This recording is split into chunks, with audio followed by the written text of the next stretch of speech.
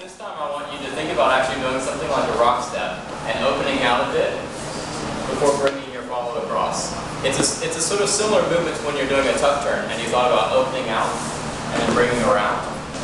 It's not very different. So it's that still sort of opening on the rock step, coming around, except don't triple step, just sort of step into place so that you plan your own weight and make yourself real steady, and then you sort of twist around. Alright? So hop into closed position, and then on your own time, lead the rock step into the dip. Carefully. We're bringing the follow across the body, and we're dipping just a little bit. Right? She's still got her own weight here. Right? I'm not supporting her weight.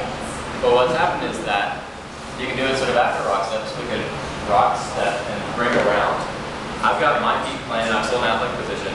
This hand can sort of stay up, and you just dip. Right? Well, we're kind of just sitting down a little bit, bending our knees, and you can kind of lightly cross your leg here, underneath, however you do it style. One of the great things about this is if a follow feels really comfortable with her own balance and everything, she can dip lower if she wants to, and the lead can just sort of go with it. But if she doesn't feel very comfortable with dips, especially if you let this, then she has the option of still staying mostly upright. Yeah, you never want to force a follow to a dip. It's not like, I'm dipping you now, because we don't like that. We don't appreciate that. So what we're going to do is, if we'll all get in closed position to start out with, and just without doing any real footwork, bring your follow around. Shuffling through. Where you're sort of Ladies, mostly at the moment. you want your foot kind of in the middle of your knee. That's what you're shooting for. And then as you turn, your foot pivots. So your right foot kind of pivots, so your foot kind of points in the direction you're facing. Yes. Right? Yeah. Do all the follows actually feel comfortable with where their balance is? Do you feel like you would be able to hold yourself up even if your feet let go? I'm not sort of going down like that to do it, because then I lose my weight and it makes it harder for her to keep her weight.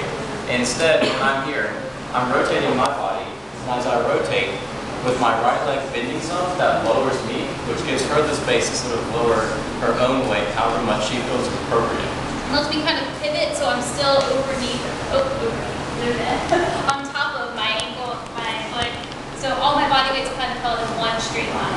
If you lean me forward, I'm just way off balance out here. Much more likely that I'm gonna fall down. Where you suddenly end up in some like strange configuration. So you've never been in a cross hand. You can still do a basic here while you think, all right, what moves do I have that I can do with this hand hold? You can do a pass by. Right?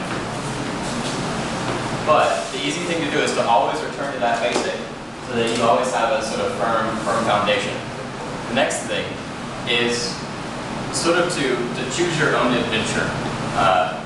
It's an idea from a blues workshop that we had, which is simply, depending on whatever handhold we have, you can always do a move out of any handhold that you're in. Whether we're here, whether it has the string opposite, even stranger, this opposite, there's always moves that you can do. And they're almost always, yeah, they're usually variations on some of the most basic moves that we do.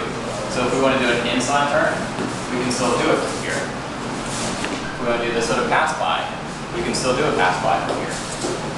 So all the moves that all of you have actually learned in the past 2 to 3 weeks, you can do from pretty much any handhold.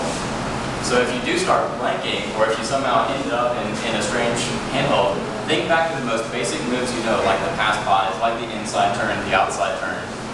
And those are going to help you sort of figure out what to do. Follows the best advice I can give you, because you don't always know what's going to happen. Rarely ever do know what's going to happen. Is to just keep your basic really good. Make sure your frame is nice and strong, and you'll be able to feel whatever he's trying to leave on you. Just don't panic. If you start to panic and you like lose your footwork, well, then you're just going to have to start over with the rock step, and it'll be fine eventually. But the biggest thing is just don't panic, just keep going with it. So one final tip on this sort of how to play a new dance thing. Like I said, we don't want to talk too much.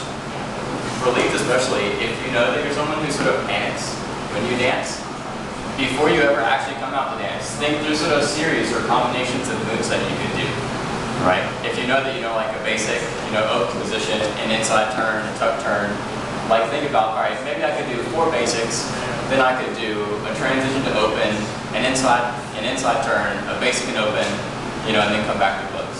So you can actually sort of plan out in advance before you ever come out to dance just some different ideas in your head.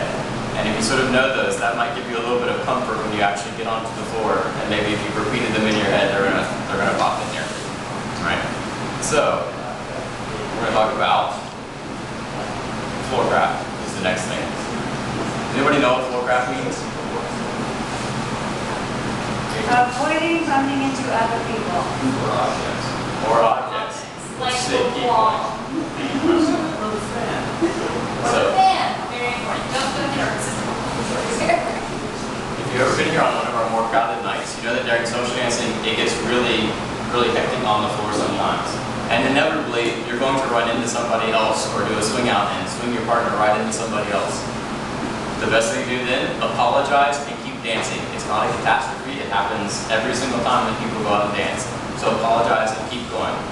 But we want to try to avoid swinging your partner, your follow, or if you're a lead, hitting either walls, hitting other people, hitting fans, hitting chairs.